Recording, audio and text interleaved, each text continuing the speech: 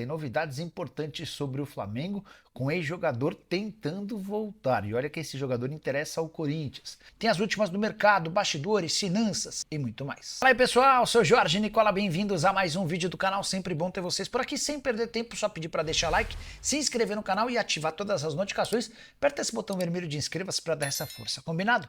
O Kaique tá falando sobre o Flamengo que negocia Matheus Gonçalves com o Red Bull por 5 milhões de euros. Kaique, deixa eu ver se alguém chegou a publicar alguma coisa sobre essa negociação, mas o Matheus Gonçalves, ele é do escritório do Bertolucci, tá? E um dos sócios do Bertolucci me contou que a operação é de 6 milhões de euros por 70% dos direitos econômicos, tá?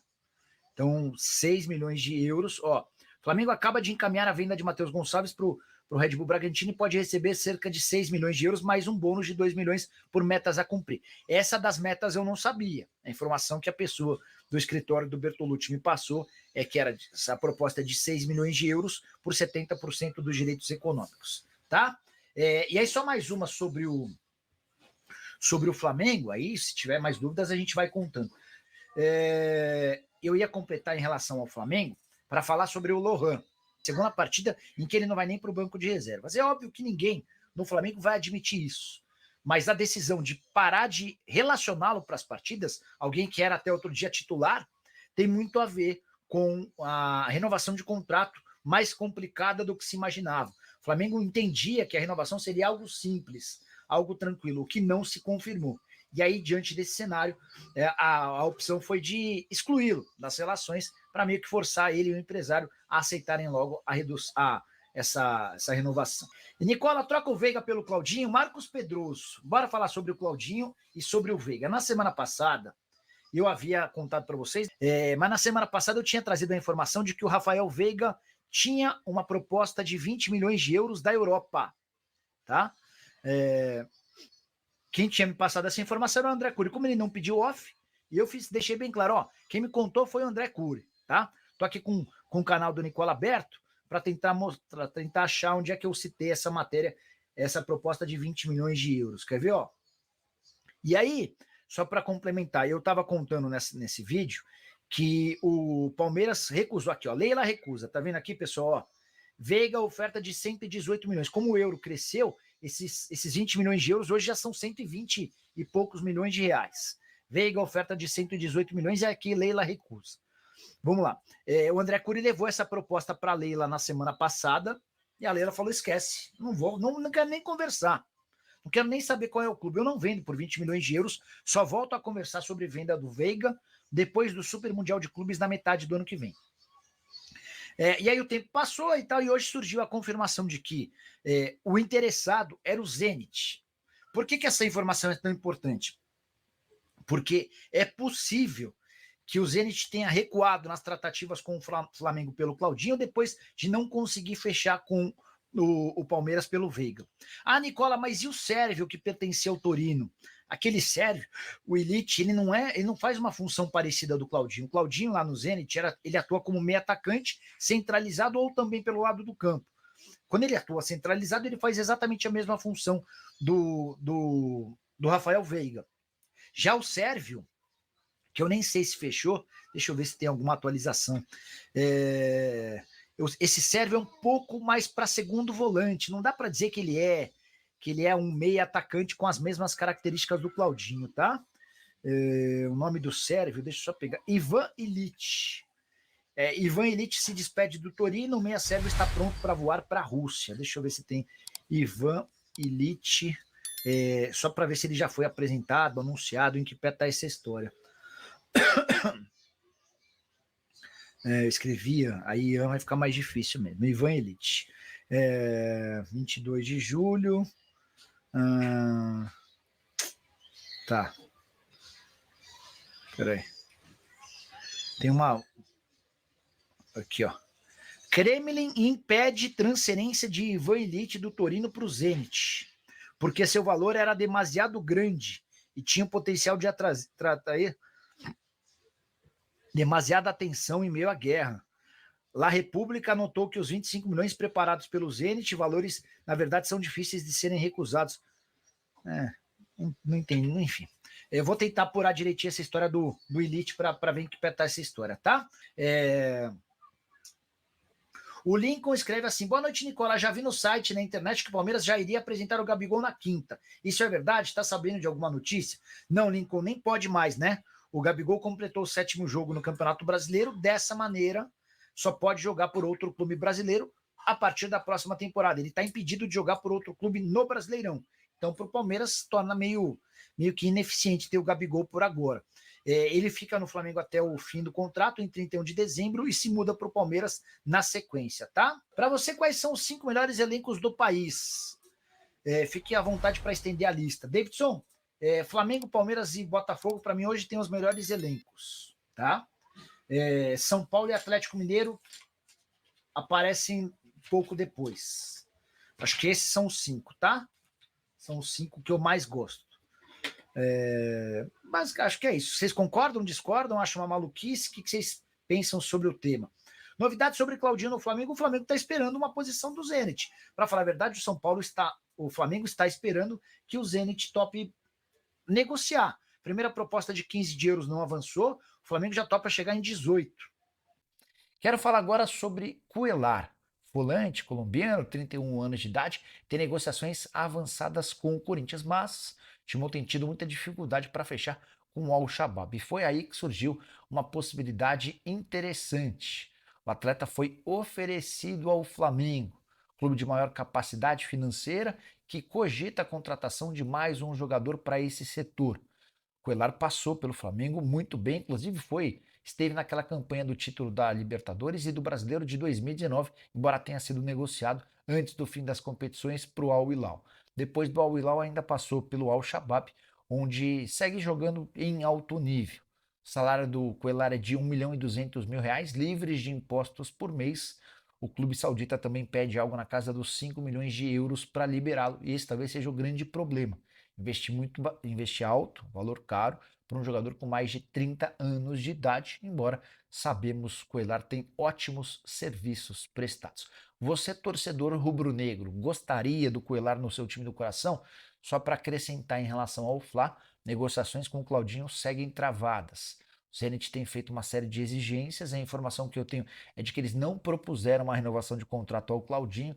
Claudinho está decidido a jogar no Fla, mas ainda não há acordo entre os clubes. Vídeo com informações do Flamengo, é claro, que se reapresentou nessa sexta-feira, iniciou a preparação para pegar o Atlético Goianiense no domingo, jogo no Maracanã, jogo que, na minha visão, eu sei que é difícil falar de obrigação no futebol brasileiro, mas a verdade é essa.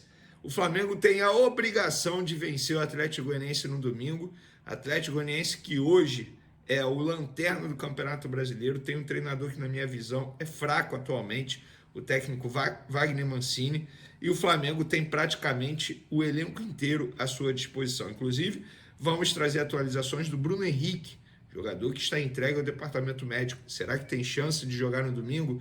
Vamos falar também sobre o interesse do Rennes, da França, em Fabrício Bruno. Ouvimos 2 pessoas da diretoria do Flamengo e vamos trazer aqui para vocês o que eles falaram, o que eles comentaram em relação a esse possível interesse do clube francês no zagueiro Fabrício Bruno. E também tem 2 assuntos que está dando o que falar lá nos bastidores da Gávea, inclusive assuntos esses que estão sendo levados ali para o xadrez da eleição. É isso mesmo. São 2 assuntos que estão rachando a Gávea. A verdade é essa. Vamos para as informações? Alguns dados aqui, lembrando que chegamos ao fim do primeiro turno, Flamengo e Atlético Goianiense é a abertura do segundo turno. Óbvio, o Internacional, por exemplo, está com 5 jogos a disputar ainda no turno, Criciúma 2 jogos a menos, muita coisa, muito jogo ainda a ser disputado pelo primeiro turno. Mas levando em consideração que o Flamengo, Botafogo, Palmeiras terminaram ali o primeiro turno, o Flamengo lidera a média de público no primeiro turno do Brasileirão 2024. Para vocês terem noção, o Flamengo, primeiro colocado, 51.235 pessoas. Vocês têm noção disso? Uma média de público presente de mais de 50 mil. Isso é assustador, óbvio, de maneira positiva. Mas o que a torcida do Flamengo faz, é para aplaudir. O segundo colocado é o São Paulo com 43 mil. Olha a diferença. Quase 10 mil de diferença na média. 43.156. Terceiro colocado, Corinthians, 42.180. Quarto colocado, Bahia, 37.240. E o quinto colocado é o Palmeiras, 30.928. O que me surpreende é o Botafogo, mesmo líder atualmente, não tá nem no top 5 de média de público no primeiro turno. Eu acho isso feio demais. Porém, enfim, fica aí o registro para vocês. Outra estatística importante, o Pedro foi o líder em gols e em participações em gols no primeiro turno do Brasileirão 2024. 18 jogos, 9 gols, 5 assistências, ou seja, 14 participações, 102 minutos para disputar uma participação de gol, 56% de conversão de chances claras, 5 grandes chances criadas e uma nota aí lá no site SofaScore de 7.4. Bem demais o Pedro no primeiro turno, tá voando de fato. Por falar em Pedro, o Carlinho tem sido um jogador que tem entrado muito ali no setor ofensivo.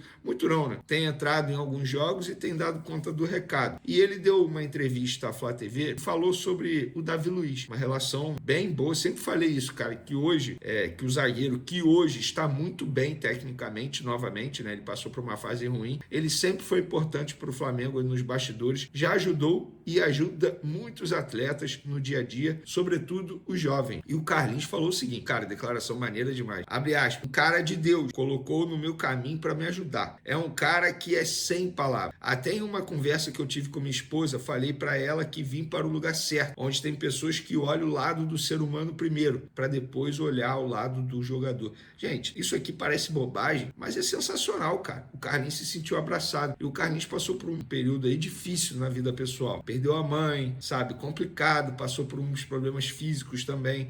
E agora está à disposição e tem ajudado sempre possível. E por falar em atacante, vocês lembram daquele Thiaguinho? O Flamengo contratou lá em 2019, junto ao Náutico, status de promessa, custando mais de 7 milhões de reais por mês. Hoje ele está emprestado ao 13. E hoje, conversando com uma pessoa da diretoria do Flamengo, apurando até a situação do Fabrício Bruno, e essa pessoa me passou esse detalhe. Falou o seguinte, Vene, o Thiaguinho vem recebendo procura de clubes de mercado super alternativos, como o Dinamo Tbilisi da Geórgia e o Chadormalu Arkadan do Irã. Esses dois clubes procuraram tanto os empresários de jogador quanto o Flamengo. O Flamengo topa fazer negócio, tá? Em definitivo, inclusive, sem receber compensação financeira, mas impõe exigências, que são elas: ficar com pelo menos 50% dos direitos econômicos do atacante de uma futura venda e o vínculo do Thiaguinho com esse clube que ele for ser de pelo menos 3 anos. Por que isso? Porque é o tempo que o Flamengo entende que ele terá de maturação, ou seja, pelo menos 3 anos nesse clube para depois ele render algo e aí o Flamengo ter um lucro futuramente com a venda dele. O Flamengo fez esse modelo de negócio recentemente com o Daniel Cabral. O volante foi cedido de graça ao Estrela Amadora, o Flamengo manteve 50% e um contrato de 4 anos entre Daniel Cabral e Estrela Amadora. Então, o Flamengo tem,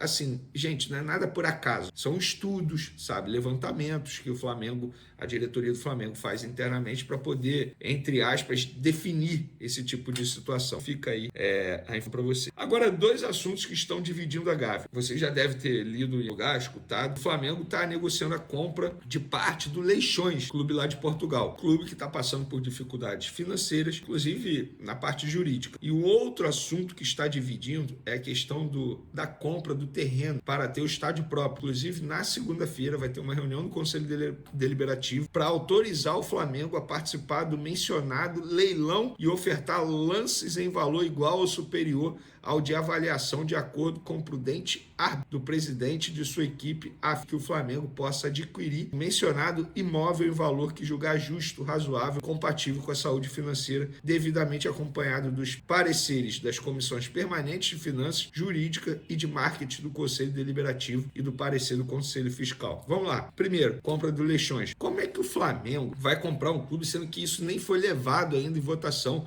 ao Conselho Deliberativo? Questionei pessoas do clube, inclusive, pertence a cargos importantes, e eles me garantiram, Vene, até o momento não foi discutido nada, e é claro que sim, que precisa da autorização e de votação no Conselho Deliberativo, e nada foi discutido até agora com nenhum poder do clube, leia-se Conselho de Administração, da mesma forma. A inteligência artificial chegou com tudo no novo Inspiron 16 Plus.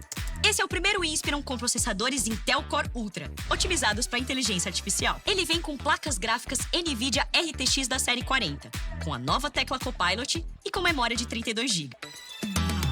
Sem falar que agora ele também tá mais preparado para sua rotina de trabalho. Todas as novidades estão no Del Fora da Caixa de hoje. Forma que nada em relação ao estádio foi compartilhado com comissões do COD até ontem, quinta-feira, que eu estou gravando esse vídeo sexta-feira, e amanhã pode ter algo já compartilhado com o COD, por exemplo. Não há estudo de viabilidade econômica, olha isso, não há estudo de viabilidade econômica financeira, ninguém está, a pessoa me falou o seguinte, ninguém é contra, mas todos querem ver uma viabilidade que não foi apresentado até o momento pela gestão. Quem questiona é acusado de ser contra o estádio, aí é um absurdo. Você vai lá para votar, se você não questionar, é o quê? Você vai lá apenas para, ok, beleza, sim, top. Não é assim. Você tem que entender o que você está votando. Não é simples, não é um assunto simples. Então fica aí o registro, porque esse assunto está dividindo a Gávea. Você é contra, então você é da oposição. Ano eleitoral, gente. Prepare-se, porque a gente vai ver muito assunto nesse sentido, nesse período eleitoral. Falando de campo e bola, Bruno Henrique está fora do jogo contra o Atlético Goianiense. Ele avançou, vou ler aqui o que a pessoa me falou, na íntegra. Ó, vamos lá. Evoluiu sim em relação ao Bruno Henrique. Ainda está no trabalho com os fisioterapeutas, mas foi para o campo. Já é uma evolução. O próximo passo é ir para a transição física. Então está fora do jogo contra o Atlético Goianiense.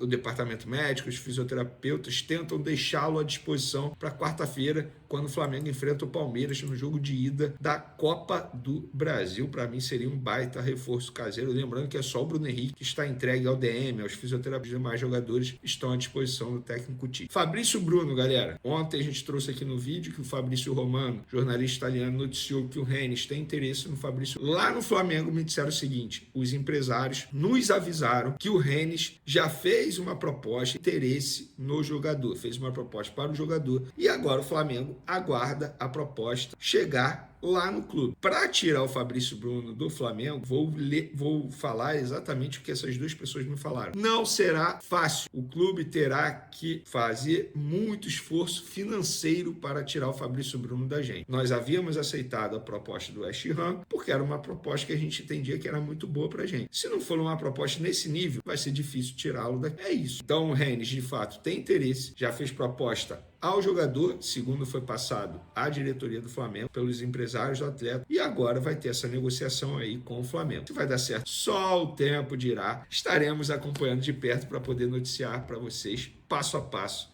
dessa possível novela, como é a novela do Claudinho, que nesse momento não vale a pena ver de novo, porque não tem nenhuma novidade. Fala, nação rubro-negra. Vamos falar sobre a escalação do Flamengo para o duelo deste domingo contra o Atlético Goianiense, às 16 horas, no Maracanã. O técnico Tite está preparando algumas mudanças importantes no time em relação à última partida contra o Vitória. As novidades aparecem tanto na defesa quanto no ataque, como foi indicado no treino deste sábado. Na zaga, teremos uma nova dupla formada por Léo Ortiz e Davi Luiz. Além disso, Ayrton Lucas entra no lugar de Vina, trazendo mais força para a lateral. Essas mudanças na defesa prometem dar uma nova dinâmica ao time, que precisa estar bem entrosado para o desafio. No meio-campo, De La Cruz deixa a equipe, e Gerson volta para a posição de segundo volante. Quem assume a vaga do uruguaio é Luiz Araújo, que formará um trio ofensivo com Everton, Cebolinha e Pedro. Essas alterações são fundamentais para manter o ritmo ofensivo do time e surpreender o adversário.